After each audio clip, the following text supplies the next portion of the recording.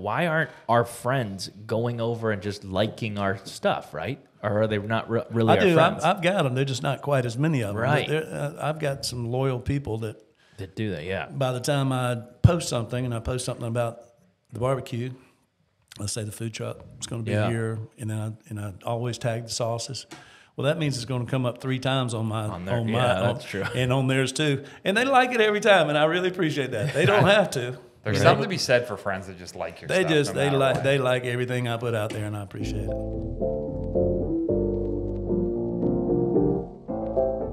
Welcome to Here for the Health of It. We've got a good guest today. We got Billy.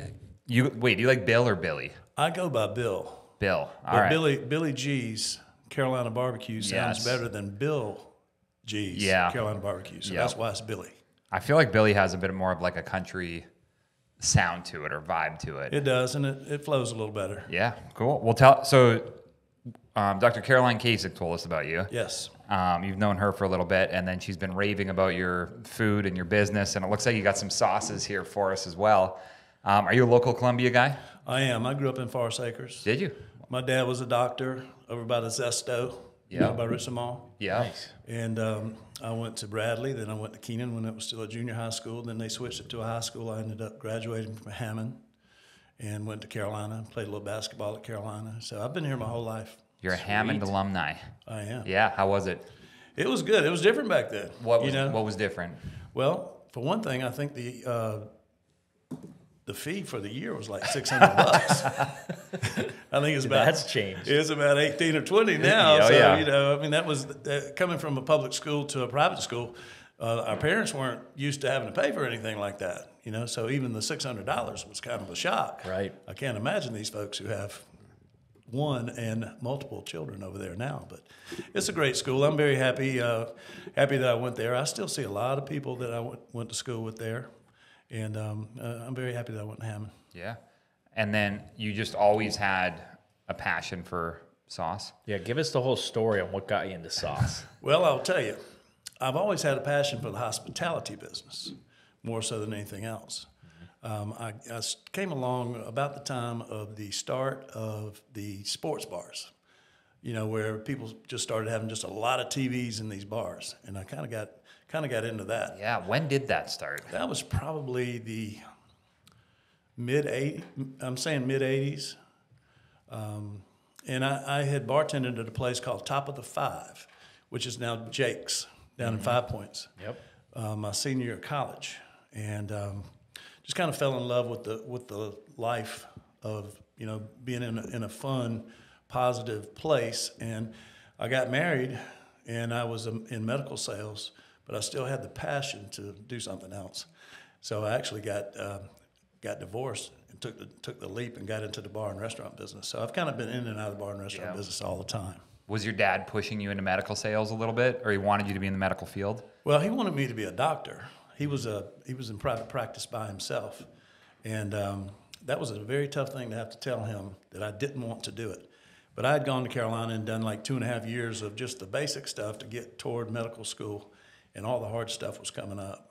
And I said, Daddy, I don't know that I want to put all this into it. So there's some people, they look at blood and they just can't handle it. Well, or even just the idea of being in a hospital or being in that environment. Well, I saw how hard he worked, and I'm just a little lazier than that, and I just didn't feel like putting all that time in. So to be honest with you, but yeah, when I was a kid, he would take me into the emergency room and stuff and see some things that I probably shouldn't have seen, because it did kind of, I ended up being in worse shape than the patient was. Yeah, jeez. What? Yeah, give me a story there. Because like our kids come into our chiropractic office and they just see people in and out all the time. But I'd imagine in a private practice, there's way more extreme things coming in and out of there. Well, I remember 2 things. One, it was a Sunday morning. We were at church, and that was back when they had beepers. I'm not even sure they had beepers. I don't know how they got in touch with my dad. But he said, I got to go sew this kid up. He was double-heading on a bike. He was on the back, and he didn't have any shoes on, and his foot got caught in the spokes. Oh. Do you want to go in with me? I said, yeah, sure. And you were how old, do you think? I was probably about 8 or 9, somewhere around in there, okay? So I go in, and I'm just expecting a little bit of a cut. Well, his heel cup had almost come off, and my dad was holding the cup of the heel like this and sticking a needle in to, I guess, put some medicine in there or some Novocaine or something. Man, I about fell out, you know? Yeah. So they put me in a wheelchair. I sat over in the corner. They wheeled me out. I don't know what happened to the kid, but I know I was. And then another time, they had to go in and do a spinal on somebody. He said, "You want to go in and look?" And I said, "Yeah, I'll go." Well, Wow. with a spinal, they use a needle that looks like about as long as this arm right here. And they bend somebody over and stick that needle into the back, and it just kept going and going and going. And my face got whiter and whiter, and I felt faint. And once again, I was in the wheelchair, and they wheeled me out of there. So I said, "Daddy, I don't know if I would need to really be a doctor. Yeah. I don't know what to do." But later, I got into medical sales, excuse me, and I actually went into surgery all the time. I sold medical lasers and microscopes, and they had just come out with the laparoscopic cholecystectomy, taking out the gallbladders. So I sold the instruments to go into the body, and then I saw the lasers to go in and do the procedure. So I did saw a good bit of blood. But the good thing about it, when you're in medical sales, most of the time the people are draped. Yeah. So there's only that little hole that the doctor is working on that you actually see. Yeah, and that was pretty revolutionary too. For the appendix is the one that I know a lot of, or heard a lot about. But they went from leaving this big scar to then using a laser where there's barely even a scar. Right, exactly. So after that, I got into I had an opportunity to get into the bar and restaurant business in 5 Points. There was a place down called Sharky's down on the main street, down on Hardin Street. And I was above, had a place called the Players Club. And I was there for 2 or 3 years. Then got out of that, got back into medical sales, got an opportunity to go back and started some things down in the Vista. And overall, just really, really enjoyed it. About 2004, we started, left. I had a place, ironically, called Billy G's American Bar and Grill, where Liberty is now. Left there, and we sold it, and I started a catering business, but actually it was a bartending service, because I was more of a bar guy than I was a food guy. And so we started working with other caterers around town, and found pretty quickly, I mean, they're great caterers, but they didn't really care too much about the bar end of it. And that's where my background was making sure that people got. It doesn't really matter when you go to an event, and the food can be really good, but if people are waiting for a drink, that's what they're going to remember. Yep, good point. They're going to remember waiting for that drink. So we really, really did as much as we could with that. But then we found out that they were the caterers and were kind of determining when we were working, and they were making a lot more money. And we said we better get into some food. So we started doing food about 2004 and 5. We started as a high-end caterer. We work out of the Rockbridge Club over in Trentham Road. And the economy started going bad in 2007 to 2008. Yeah. And we were doing all this high-end stuff, the frou-frou stuff. Yeah. And people didn't have as much money, but they still wanted to have events. We had done a little bit of barbecue at that time. But they said, "Well, can you do barbecue for us, because it's a little cheaper?" We said, "Yeah, we'll figure it out." So we started doing barbecue. I started making my own sauces. Man, I use the term loosely, but I devoured Food Network and anything I could find about food. Yeah. And I really got into the sauces and the rubs and all of that kind of stuff, and started making my own, and got a little. I said, I want to get these things bottled eventually. And that was always a passion of mine. In January 2 years ago, I hooked up with a co-packer in North Carolina, and they make my sauces and rub for me. But I still make it for the business that we're doing. But we sell these like Lowe's Foods, North and South Carolina. We're in Publix, like Columbia down to Augusta up to Spartanburg. We're at Kudzu Market. We're at the Old Timey Meat Markets. Crave. We're in a lot of places, and we're online. Yeah. So it's all been good. So I was wondering about that side of that, on the business side of it. How do you end up getting into stores, whether it's locally or nationally, or how does that process work? Well, I was fortunate that I live over near where your other office is, over in Forest Acres, and I just went in to see the manager at Lowe's Foods, and I was a salesman in the past. And I'm also a consumer, and a buyer, and I don't like salespeople to come in and say to me, hey, I've got a product, I want you to look at it. So I went in to see this guy, and I handed him my card, and I said, I'm going to come back and see you tomorrow, and I'm going to bring this product with me. And he said, well, that sounds good. We love local products. Well, I get up the next day and look on my email, and I'd gotten an email where I'd been copied on something. The gentleman, I have a two-sided card. He had both sides of my card on the email, and it was from the buyer for local products for Lowe's Foods. And they said, let's get this guy's products in there. I'd never even given them any. No way. Yeah, so that's kind of how we started. And, you know, you get a little momentum, get a little reputation behind you. It's a little easier to go into places and tell them, hey, I've already got it over here. Do you mind giving it a shot? So I go to the Piggly Wiggly, what they call the Social Pig, over on Divine Street. Everybody knows that place on Divine. Oh, yeah. And I just walked in, and they were very nice. They said, yeah, we'll carry it. Give me X number of cases. I said, really? Yeah. I said, yeah, man, it's good. Cool.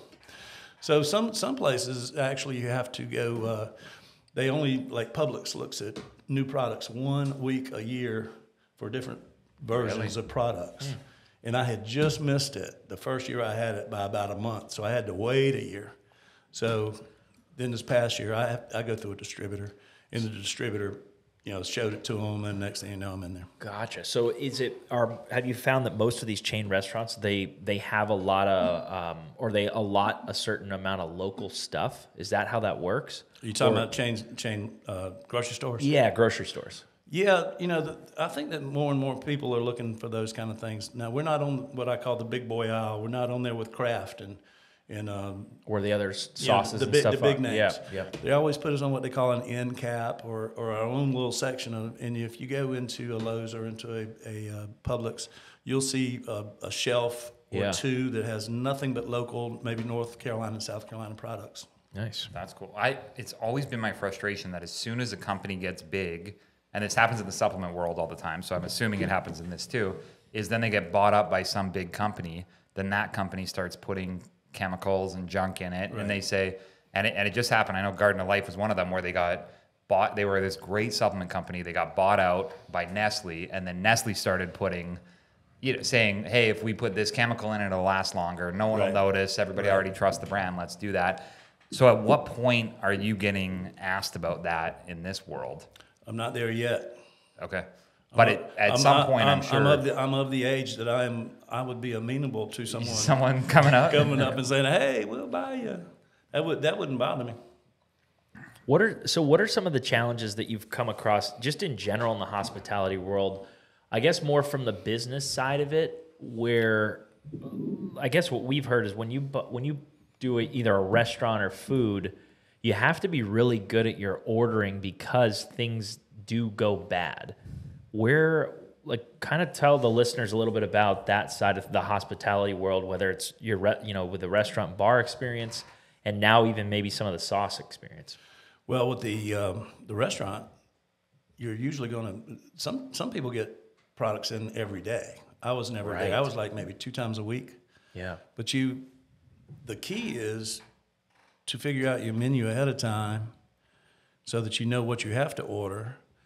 Also try to make sure that the products that you have for one product can be maybe used for 4 or 5 other products. Right. I would say like a Mexican restaurant. Yeah. I don't think they have a lot of ingredients. No, they have a lot of products, but not a lot of ingredients. The menus are huge. So a lot of cheese. You kind of have to think. You kind of have to think in those terms because you don't want to have an outlier avocado product over here that only one thing's going to be used for that. So that's kind of where you are with that. A couple of years ago during the pandemic, the supply chain, everybody heard about the supply chain. They couldn't get this, couldn't get that. And that really hurt a lot of us in the hospitality business. But the big thing was that the prices went crazy.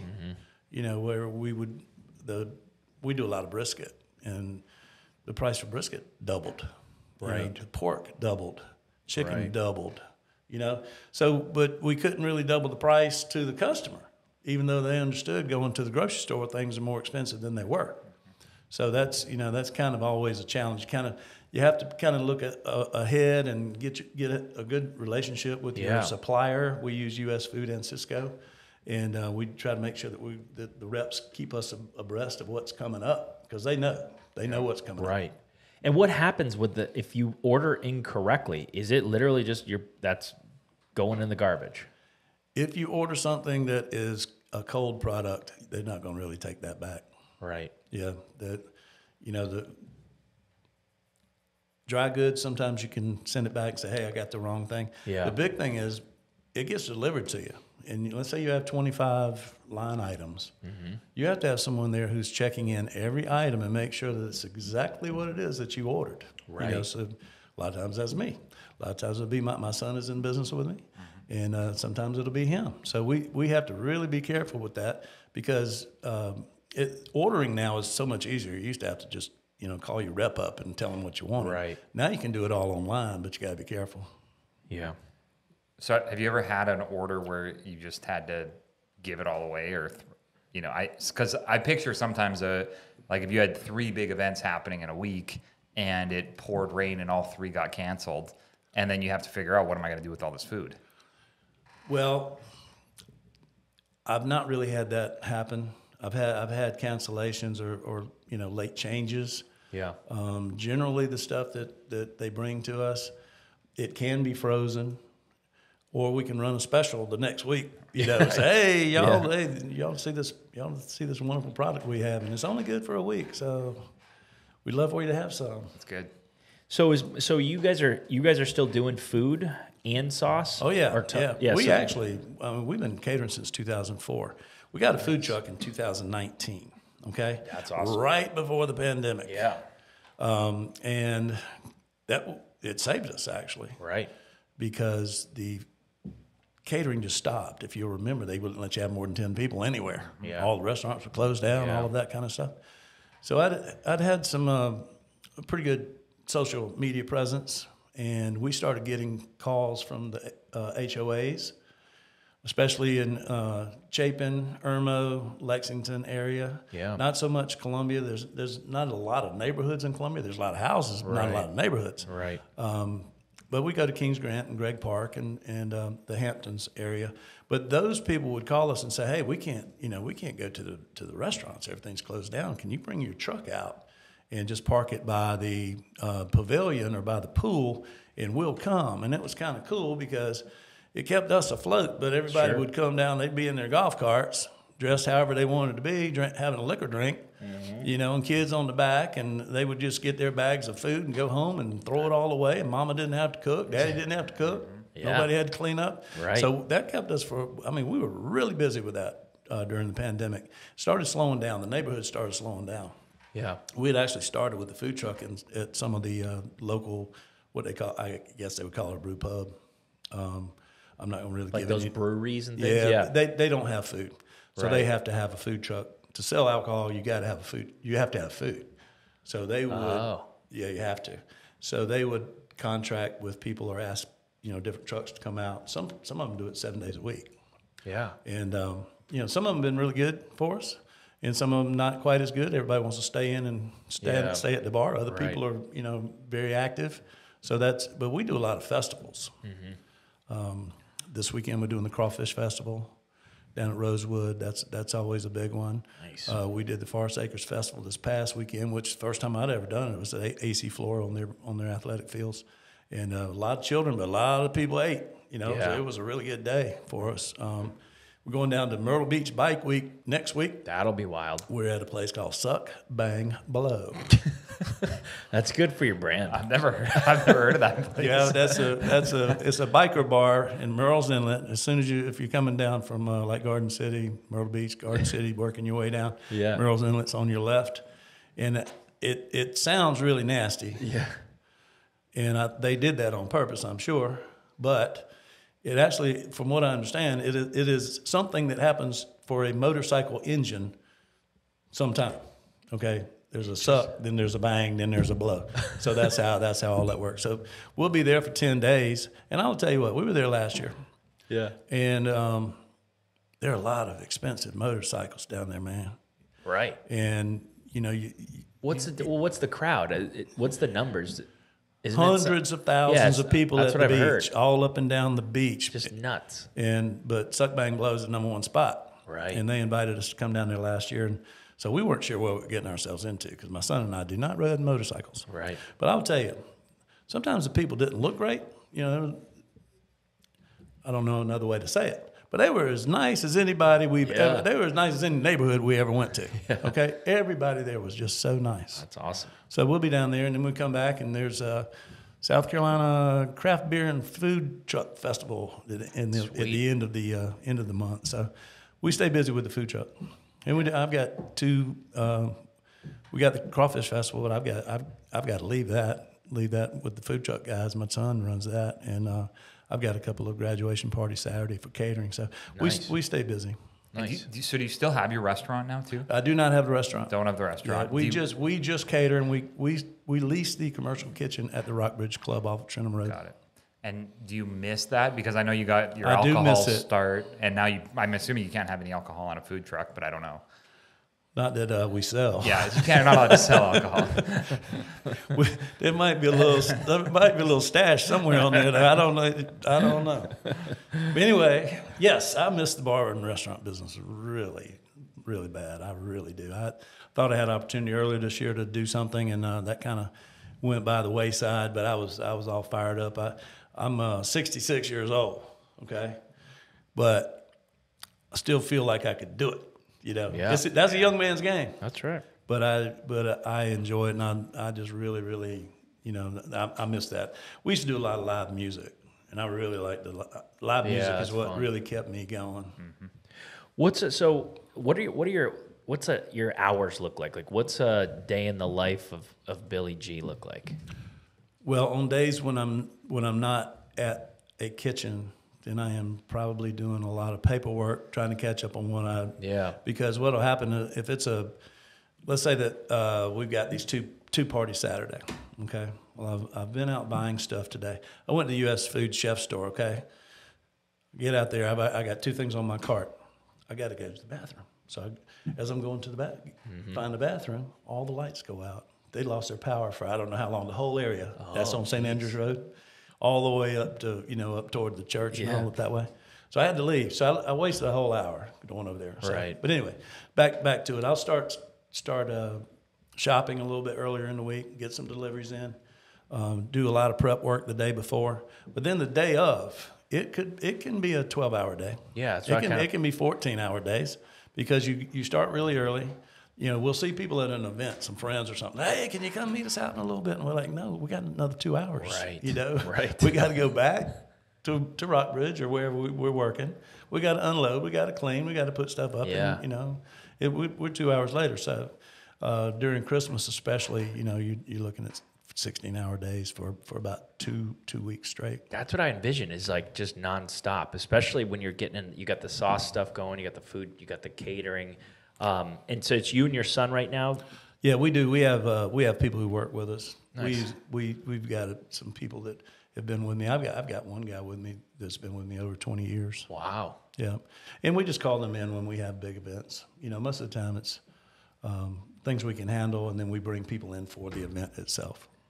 Now, are you hands-on on making a lot of stuff? Oh, yeah. You are, yeah. I probably do 99% of the food. Really? Yeah. So, and you're self-taught, right? No, just Food Network and YouTube videos. Devoured Food Network for a year. Yeah. When we first started, I had not gotten married yet, but the person I ended up marrying, Rachel, she was still working, and we decided we were going to start this business together. And once we found out that we needed to do more than just be a bartending service, we started in her little galley kitchen at her house, and I would have to call her and ask her how much was in a cup. I didn't know anything. Right. So that was a little scary. Then we started making enough money where she was able to quit her job and come on and do all that. But yeah, I'm self-taught, but I've been around some good people that have shown me some things, and I only do what I can do. I don't try to go too far off the reservation, as they say. Well, tell the audience what makes a good sauce. Like, take us back to you're in the Food Network world. You're trying to experiment with a bunch of recipes. Like, where does making good sauce start? Well, I think that the first thing is you got to figure out what it is that you like. Yeah. And this is our mustard sauce right here. And in Columbia, in the Midlands area, you know, a lot of people like mustard. I grew up on Maurice's, and that was mustard sauce. Yeah. Maurice's barbecue. So we had to have a mustard sauce. I was looking at other sauces. Vinegar and pepper sauce is very popular in South Carolina, but I didn't really care too much for just vinegar and pepper. It's to me it's a little bitter. I like it, but found this and just kind of doctored it up and started playing around with different things and made this rub right here. And this rub is actually in both of these sauces. So it's very difficult for somebody to try to copy those sauces because they don't know what the rub is. Nice. You know? But just experiment, let people know.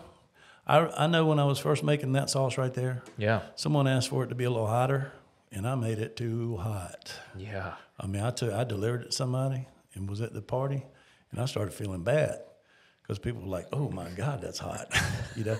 And I just went overboard because I didn't know what I was doing. Yeah. You know, I didn't know enough about it. I just kept adding stuff to make it hotter, and it gets hotter over time. Yeah, yeah. It might not be that hot when I'm tasting it, but as it sits for a little bit, yeah, it's gonna get a little hotter. Was it tough going from your kitchen to then commercial? Like now that you've sourced this out in North Carolina, how did that process go?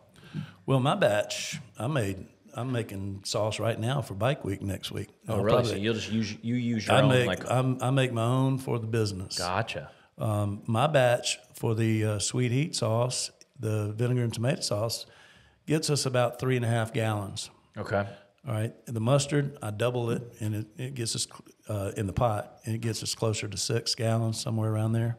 But when I use the co-packer, my 3.5 gallons for them, it's about 90 gallons. Wow. You know, so that's very helpful. Yeah, yeah. So when I order a batch, it's usually around 1,000 bottles. Yeah. There's no way I can do that. Right. You know, we had the label made. I actually, looked at how I wanted to do the label, and I'm a Duke's mayonnaise fan, and I like the way that Duke's has that yellow. And I told my graphics person, I said, "Give me that Duke's. Yeah. I want to see that damn thing from the parking lot." You know. Yeah. You go on a aisle a lot of times, barbecue aisle, and they're kind of blah. Yeah. You know, a lot of browns. Right. You know, maybe a little red here and there. Right. Mine stands out. Yeah. That's a good point. You're going to be able to see it. Yeah. Nice. And then, what are the best ways to use your sauces? Like, say we're doing a barbecue. Do you soak it in the sauce first? And then, like, I've heard different strategies here, and I'm not the best at grilling or cooking these things, but I know some people use it as a marinade, like soak it in it and then cook it. Yeah. But then I've seen where you cook the meat, then you kind of throw the meat in a bowl of this. Right. But then I've also seen kind of like painting the sauce on. You've hit all three. Is that okay? I've had people tell me that they marinate, especially with the sweet heat, and they'll put it in a crock pot, whatever it is they're cooking. They love it like that. Yeah. The sauce, most sauces are going to have some sugar in them. Yep. Some more than others.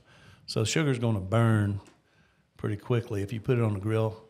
You know, if you put this on a piece of chicken and you baste it right from the start, there's a good chance that the sauce is going to burn. That's what does it. So okay. So you go ahead and you cook it almost to done, okay? And then you can start basting with it. And you may just baste it 2 or 3 times, you know, and just let it just kind of melt on there. Gotcha. That's the way I do it. Is that what, like, how did you decide on consistency? Like, I know I've seen some really thick ones. That one's a thin sauce right there. It's a little thinner. But you can make that a little thicker. It gets really hot. But you The can thicker you get it? You can put that in a skillet or a little pot and just heat it up and let it simmer a little bit. Yep. You can watch it get thicker. Okay. But I'll tell you, it'll get you. Yeah. It's got some heat. And what about the rub? I don't know how to use rub at all. Okay. Well, the rub is that's 7 different spices right there. We call it secret spices. 7 different spices. And once again, it has sugar. It's got pepper. Got some other things in there. It's got some paprika. It's got some other things in there to kind of give it some different flavor. Mm-hmm. But don't go overboard with the rub when you first find something, because the temptation is to just pound it with the flavor, and that can be overpowering. It's better to just practice with a little bit and then just add as you need to. Yeah. The great thing about this rub right here, this is called Secret Spice, Old Number 21. That was my number, so that's a play on that. What is it, Jack Daniels, Old Number 7 or something? Yeah, like yeah. that, you know what I'm saying? So I just kind of played off. 21 in football. Basketball. Basketball, Actually, yeah. yeah. I know I look like a football player. I was a point guard, not a middle guard. But anyway, this right here is a rub that you can use prior to cooking, during cooking, or after cooking, which is what I really, really like. Yeah. Some people, I mean, the best deviled eggs I ever had, my wife made for me. And I said, "What did you do?" She said, "I put some of your rub in there." You know, so I mean, it's one of the things you can put it on vegetables. You can do all kind of things with it. My favorite right now is to put this on some raw shrimp, saute some butter and garlic, and then put the shrimp in the butter and the garlic with this rub on it. And it is really, really good. But like I say, it's an ingredient in both of the sauces. Gotcha. So you're putting it You in your hand and rubbing it, or you're dumping it on there and then you're just using shake it. something You just to rub shake it it in. on there. You Do just you shake rub it in? It's called a rub, but you don't rub it. Yeah, you can rub it. Like when I do the brisket or the pork, I'm cooking brisket and pork right now. I'm getting ready for bike week next week. Yeah. I rub it in a little bit. You don't have to. You don't have to if you're just putting it on chicken or a pork chop or anything like that. You don't have to rub it in. Randy's really used to rubbing meat. No, I don't know what I don't know what to rub with. Are you using a fork? No, I would just use my fingers. Oh yeah, just pat it in. That's how I pictured. Okay. Y'all probably got some gloves around the house. Yeah, That's somewhere around here. Yeah. So are these are your 3 products? Do you have other products that you're selling commercially? I have some other thoughts for some thoughts other out there? products, Okay, but nice. right now this is keeping me busy. I'm trying to get it to the point, that they're self-sufficient, and I just keep getting money coming in. I'm looking forward to that. Nice. Yeah. How do you cook? How do you eat your meat? Say you're ordering a steak. And what do you think of a guy that orders well done?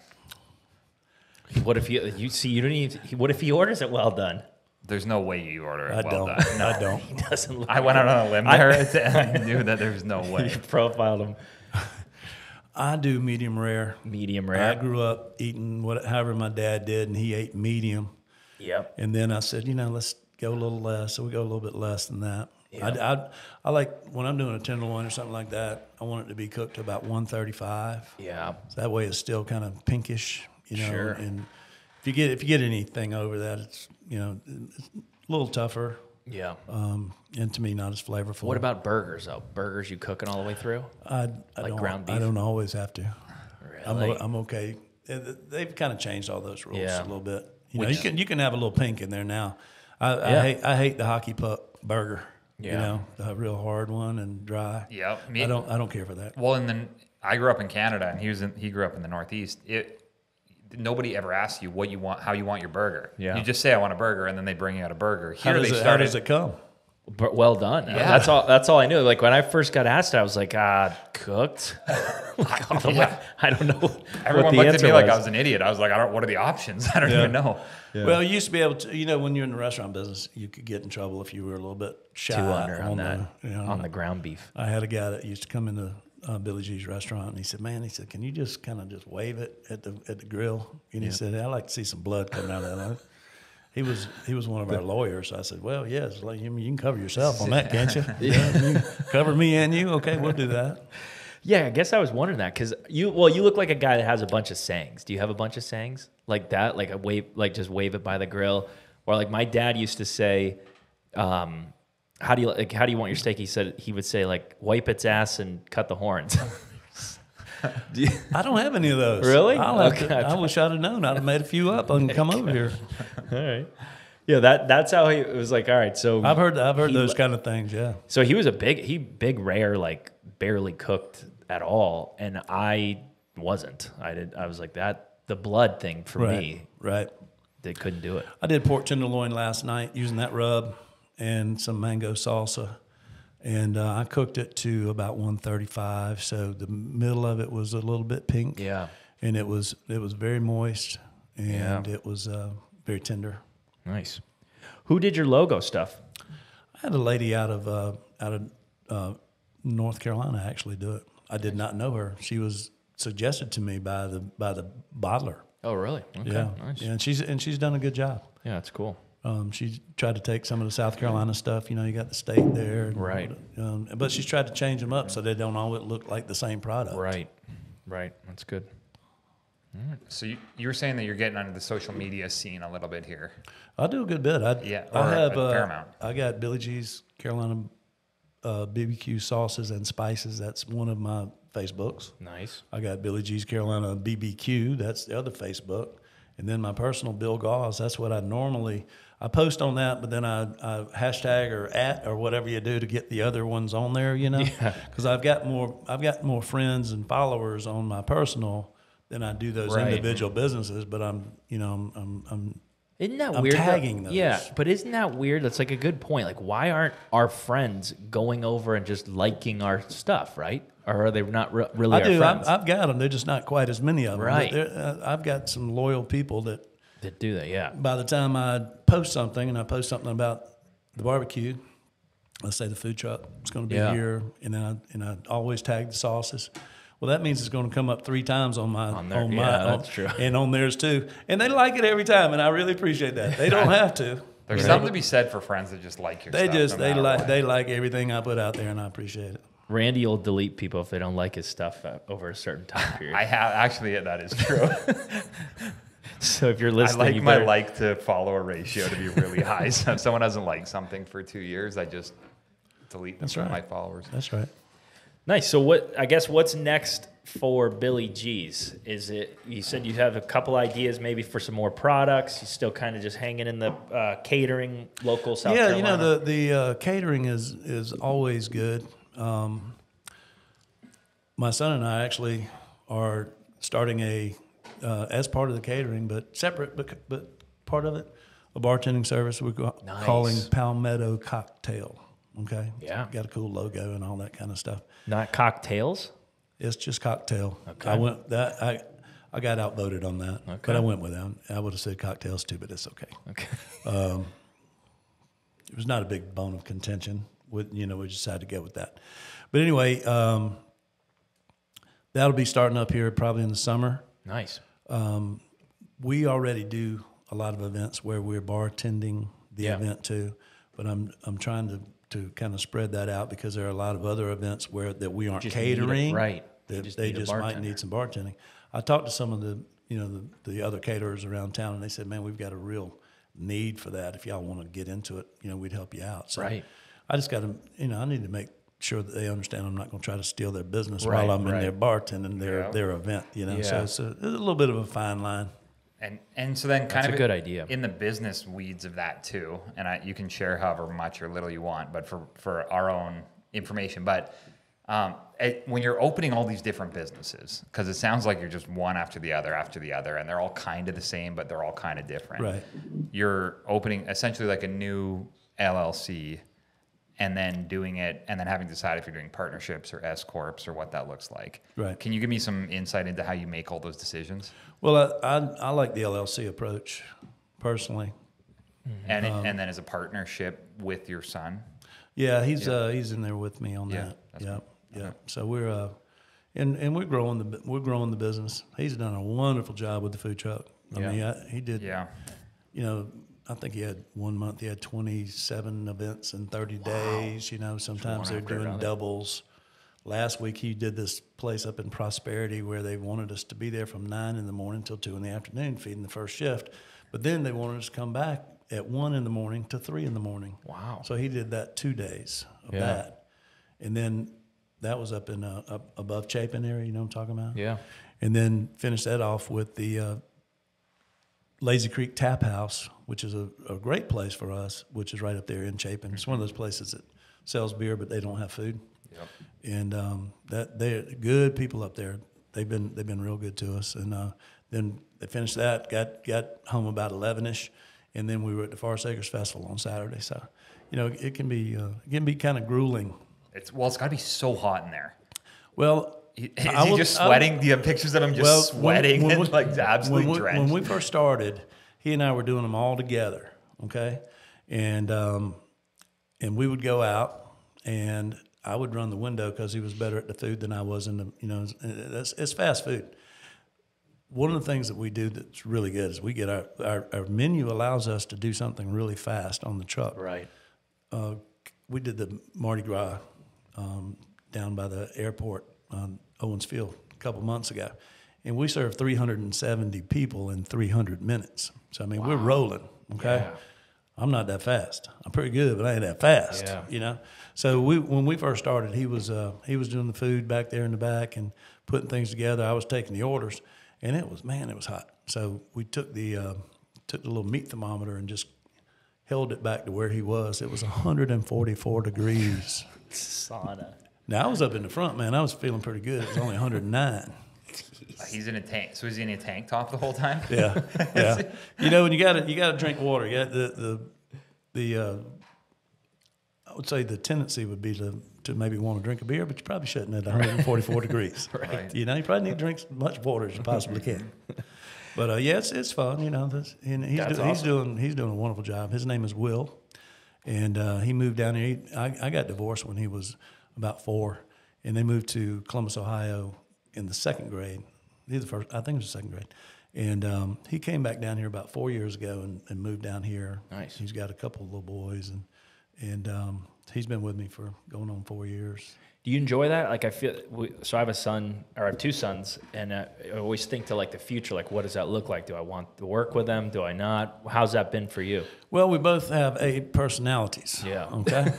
Right. And that food truck isn't that damn big. Not a lot of space. So we've had our moments, but we get over it. You know. We both.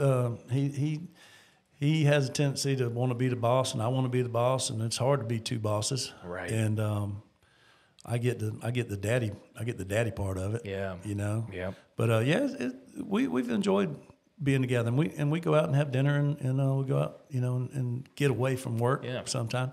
You know, it's like when you work with your wife. That's all you talk about is work. Right. You know, right. you got to find other things to talk about. Got to shut that off. Yep. Where does one purchase a food truck? Is there places that just sell those, or is that something you customize? Yeah. We bought ours in Greensboro. Okay. It was a guy who manufactures them, but he was also in the business of selling food. So I'm trying to think I think we found him on Facebook or something. Just or some. I have a friend in Charlotte who has his own food truck, and Not like a dealership. It's more like custom kind yeah, of thing. Yeah. It's almost like a backyard business. Yeah. You know?